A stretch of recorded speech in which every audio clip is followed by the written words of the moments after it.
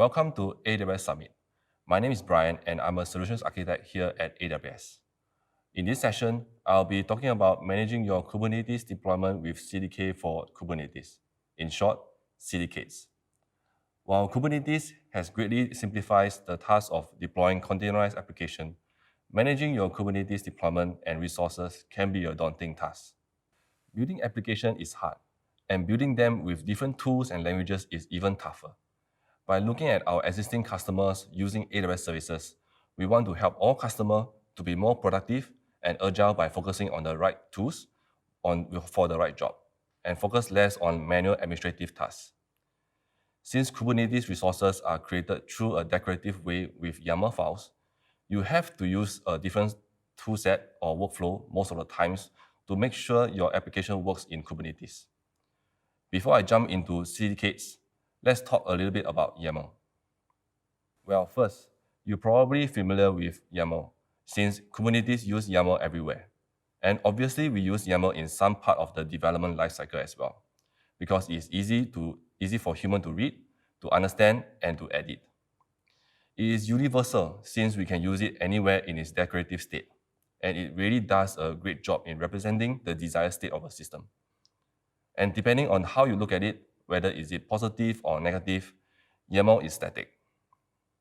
YAML can be very easy to declare when you have a simple web app or you have a few services in your cluster.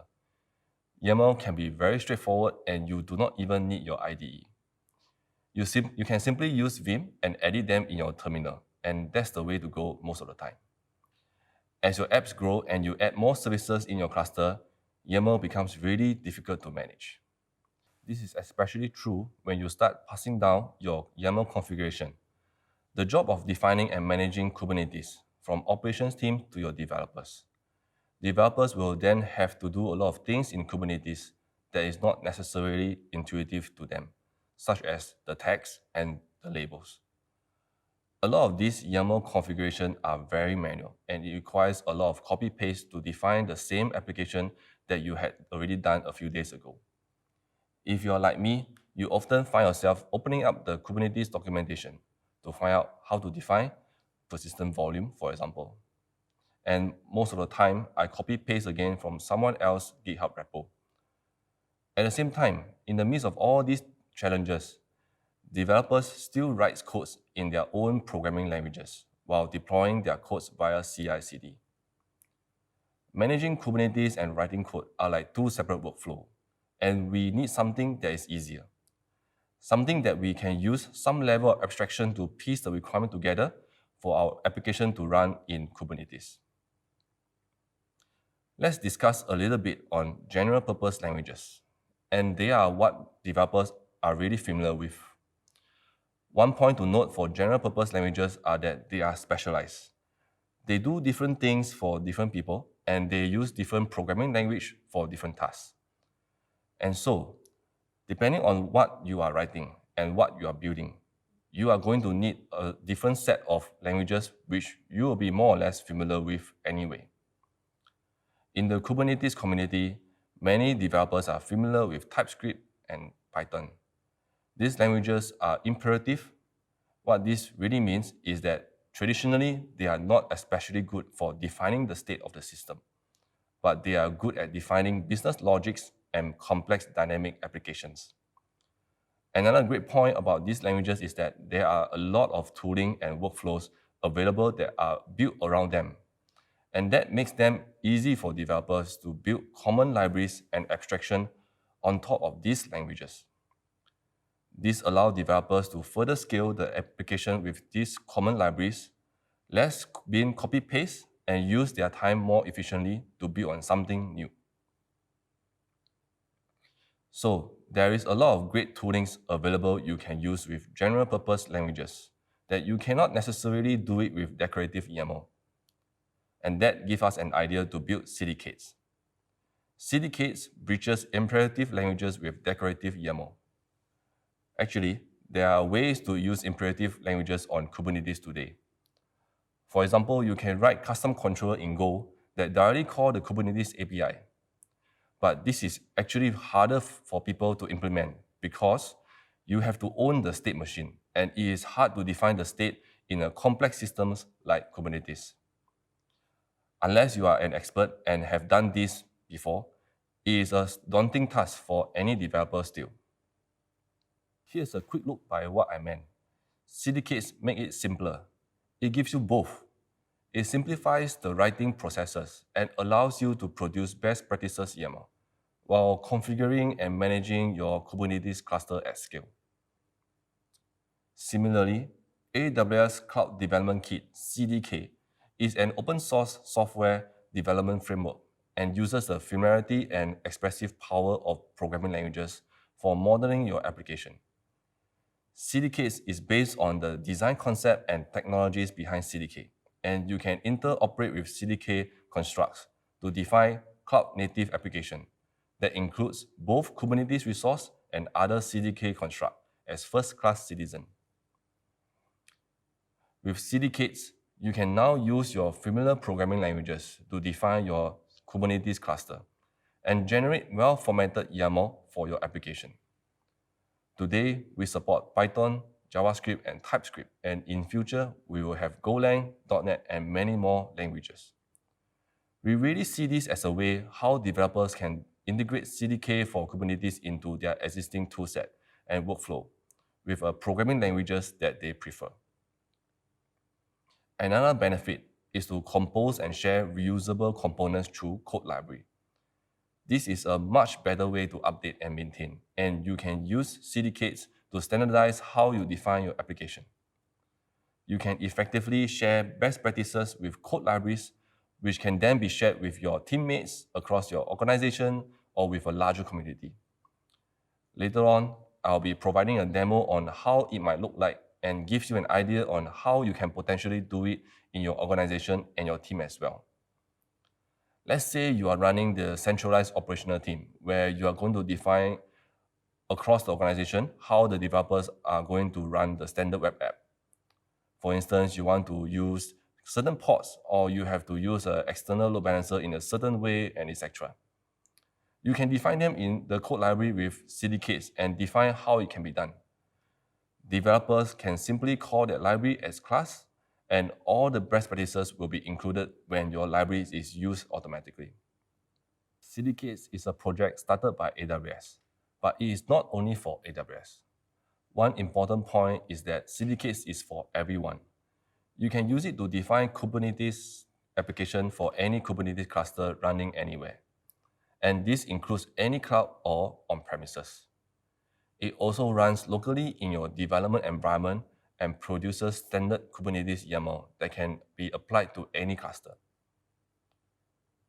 One more important point to note is that CDKs only define Kubernetes application, and it does not actually apply directly to your cluster as well. For example, you want to deploy your charts into your own Kubernetes cluster. When CDKs is executed, it synthesizes all the charts into the distribution folder. And those charts can then be applied to any Kubernetes cluster using either standard kubectl command or a GitOps tool like Flux. Cdks works great with GitOps workflow, making it easy to see changes as you modify your configuration and between API versions. For example, you can use the same CI/CD process for your development and run the pipelines in Jenkins to deploy the changes. And you put the YAML file into your Git repository and allow the changes to be versioned, and make sure that your desired state is applied to your Kubernetes cluster. Within the CDKs application, you can import objects from any Kubernetes API and use them within your application. With that, you can easily write and manage your Kubernetes application and keep them up to date. Now you know the benefits and the reason why Syndicates is built. Let's dive into the demo next. First, let's install the CLI for Syndicates with the following command. And I'm going to create a new project for the demo. Once done, I'm checking that I have the latest Syndicates version. In the apps folder, I now can use Syndicates init and choose the type of languages that I am comfortable with. And in this case, I'm going to use Typescript. After the Cdks app is initialized, this is how the project will look like.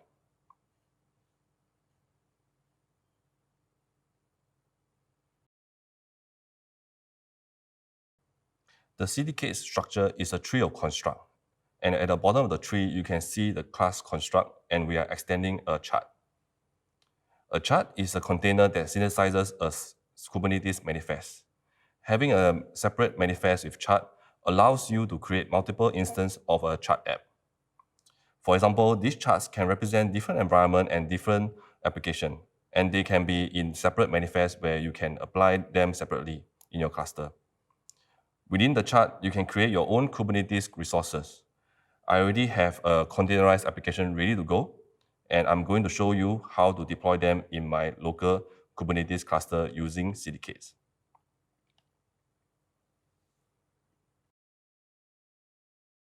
Now, I'm going to make use of the Kubernetes API as classes in this example to create a kube deployment and a kube service.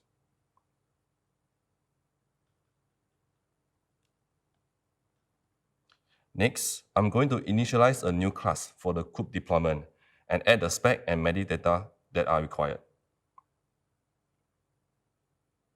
In this process, I'm also going to make use of the Syndicates names library to generate a unique and stable names for each of my deployment and service, which is very handy for me later to create a code library.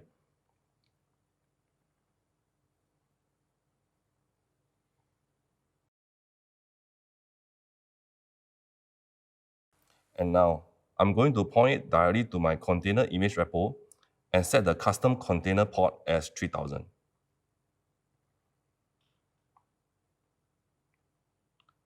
Once done, let's move on to the next step, which is to create the kube service. As you can see, the way to declare the classes is very similar to any programming languages, which is essential for the later stages, such as testing and automations. In the kube service, we are going to set the default port as 7000 and container port to 3000. And then we are going to wrap up with some selector names. Because this is Typescript, we need to make sure that that is compiled properly into JavaScript first. Now, you can run cdk sync to generate the Kubernetes YAML file neatly. Let's double check that it is correct. Great. Until now, I have not made use of Typescript to create a common code library to share. Let's do that.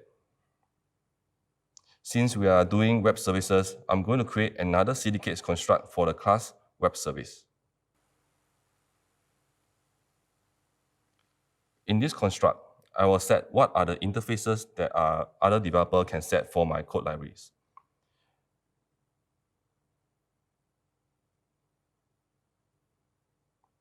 Next, I'm going to extend the construct, set the class name correctly, and set the props correctly within the classes.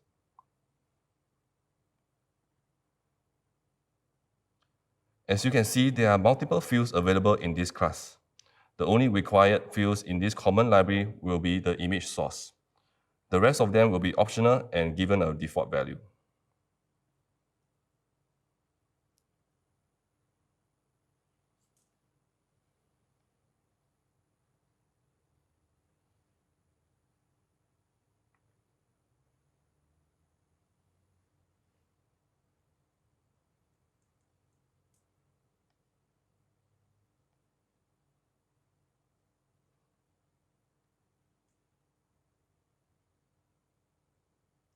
After this is done, I'm going to make use of the existing codes and format them neatly to take values from the variables in the interface.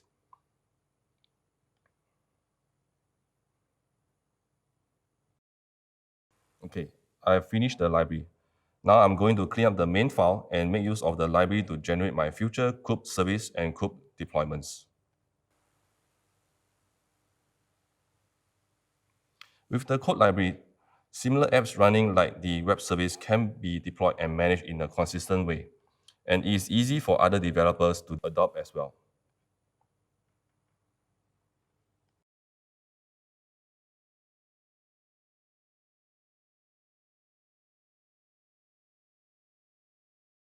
Let's test out the library by adding one more web service app. And let's see if the manifest file is generated correctly.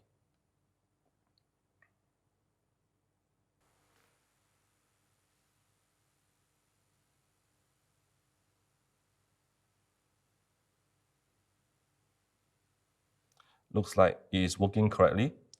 Let's try with another containers application, and I'm going to change some default values.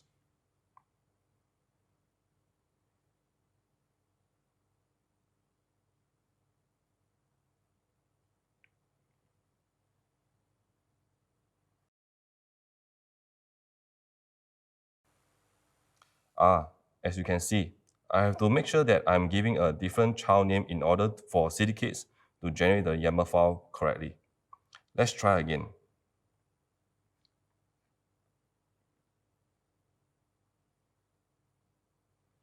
Looks like everything's working properly this time.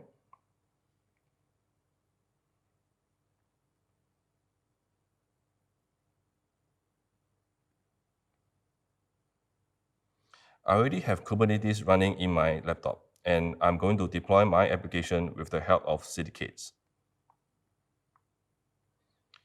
I'm going to make sure that I'm getting the latest YAML files generated and run Cdks sync and kubectl apply to my distribution folder.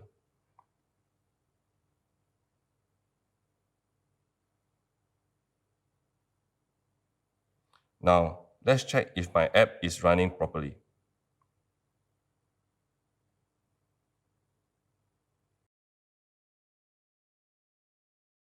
Okay, let's check the kube service and go to the URL and check for any response. Okay, nice. Now, I want to make use of this code library to generate even more apps. Let's put another application, and this time, since both applications are using the same code library, I'm going to add a few configuration.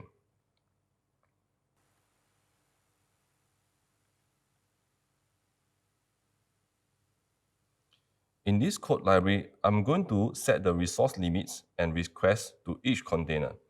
This is to make sure that they are not going to use up all my compute resources in my cluster.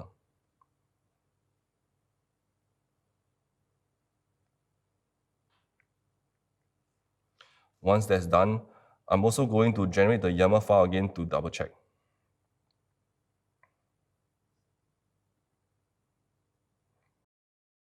Since there's no horizontal port autoscaler, I'm going to quickly add them to the code library so that all my applications, including those which are already deployed using the same code base, can enjoy these same upgrades.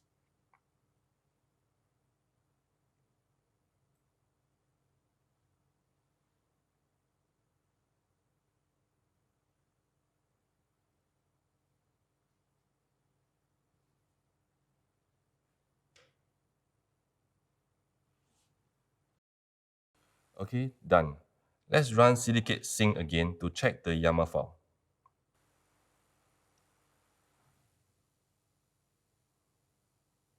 I think I'm going to use the average utilization instead of the actual value in the configuration.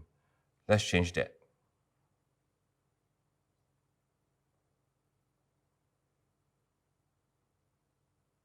Looks great now. We are going to run kubectl apply to my cluster.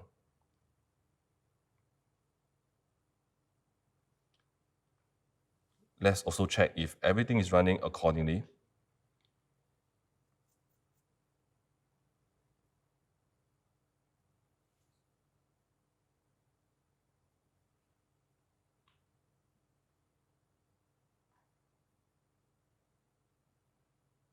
Okay, great. Let's quickly move to testing. Syndicates use snapshot and jest to make sure your codes are changed accordingly to what you want. Snapshot is a quick way to identify any kind of problem you might face and have this npm command as part of your CI/CD process. Since this is TypeScript, you can make use of Jest and other common testing frameworks such as Mocha and Jasmine to write some unit tests.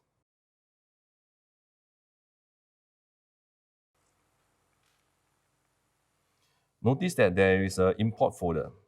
In the current app, you might notice that I'm using the Kubernetes API used with this class.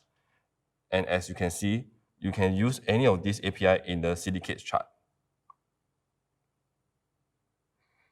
And let's say you want to test different Kubernetes API version. You can also set the version. Just go to this cdk8s.yaml file and update the Kubernetes API version accordingly. If you have a custom CRD and you want to bring it into your application, you can add them in this app as well. Let's say you have your Jenkins CRDs and you want to import this into your Syndicates app. Grab the URL and add it to your cdk8s.yaml.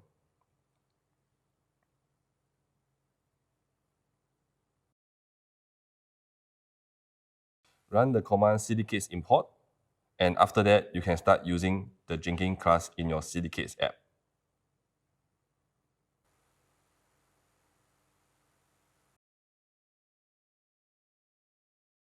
Syndicates is available in GitHub publicly, and you can refer to the example given in the repository as a guideline to get started.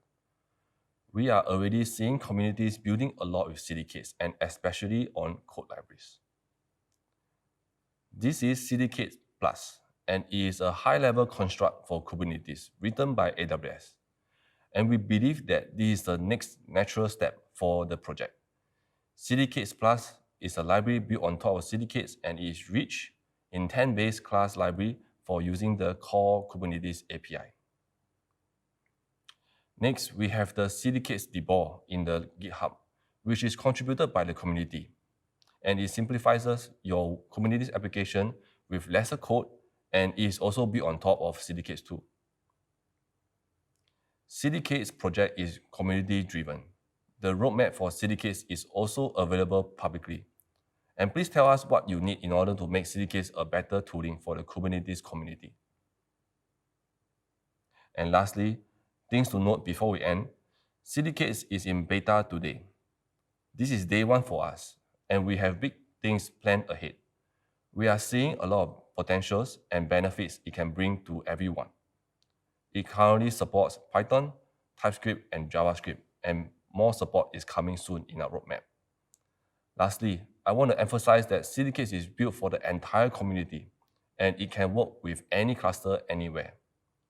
We love to see more contribution from community, and you can create a pull request at our official Cdks GitHub repo. If you want to learn more about AWS Step Function and AWS services in general, I suggest that you explore the various trainings and certification options. To gain more confident and hands-on experience with AWS, access the digital training built by AWS experts. You can also attend our instructor-led classes by qualified AWS instructors and learn how to design, deploy, and operate highly available, cost-effective, and secure applications on AWS. Validate your technical expertise with AWS and use practice exams to help you prepare for AWS certification. We hope you enjoyed the session. Thanks for being here, and we look forward to seeing you next time. Please let us know how we can improve by completing the session survey. Your feedback is valuable to help us build and improve AWS Summit experience for you in the future.